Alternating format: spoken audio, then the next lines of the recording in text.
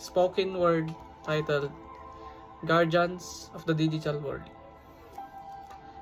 They say the walls have ears, but in our world today, it's not the walls, it's the Wi-Fi, the cloud, the apps on your phone that smile while they steal your secrets, your photos, your digital heartbeat.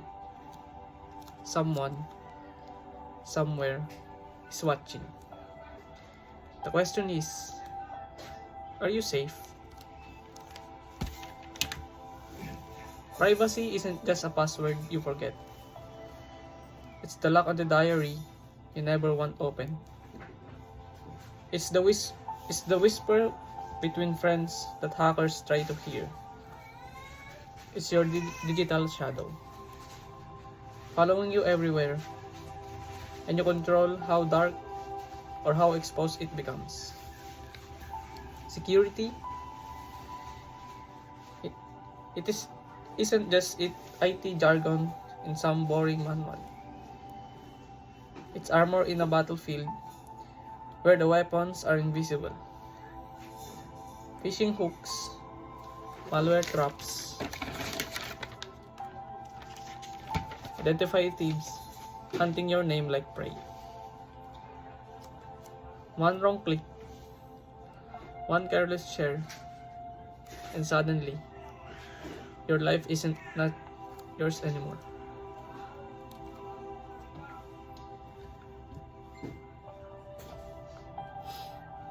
Bro,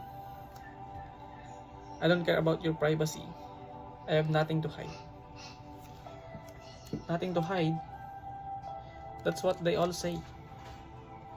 Until their bank account is empty. Until their boss reads their private chat. Until their identity is stolen from crimes they never did. So, what do I do? Update your passwords. Don't overshare online. Use encryption. Lock your digital doors. Privacy isn't just about you.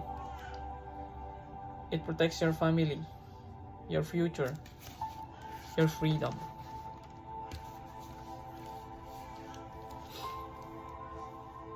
In this digital society, privacy is power. Security is survival. Every click writes a story. Every search points a picture.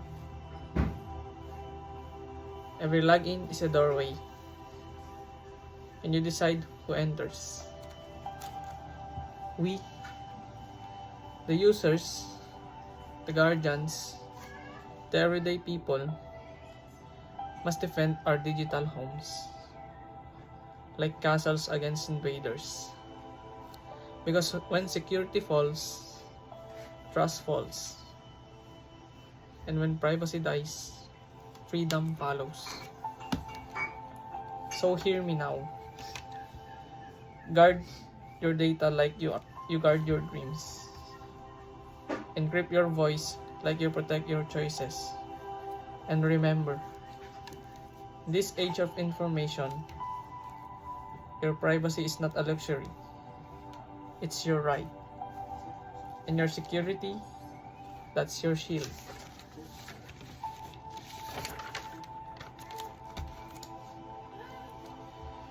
Without them, we are naked in a world made of glass.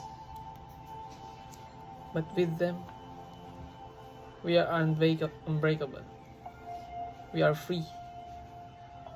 We are secure. That's all.